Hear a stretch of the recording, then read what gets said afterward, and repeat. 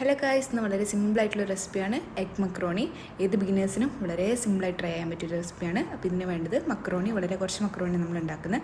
അത് നമ്മളൊരു 10 ഓയിൽ വെച്ച് അല്പം ഉപ്പിട്ട് മക്രോണി വേവിക്കുക. പിന്നെ ഇതിന് വേണ്ട ingredients onion, capsicum, green chilli and garlic, പിന്നെ ടൊമാറ്റോ. പിന്നെ വേണ്ടത് ഒരു മുട്ട. അതിൽ തന്നെ ഓയിലിലേക്ക് നമ്മൾ നേരത്തെ അരിഞ്ഞ് വെച്ച് ഗാർലിക്കും പച്ചമുളകും ഇട്ട് നന്നായി വഴറ്റി കൊടുക്കുക.